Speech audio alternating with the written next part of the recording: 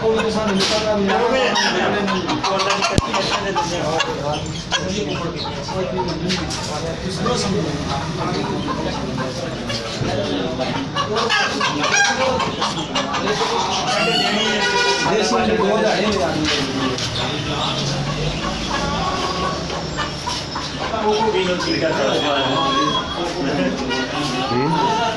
चल चल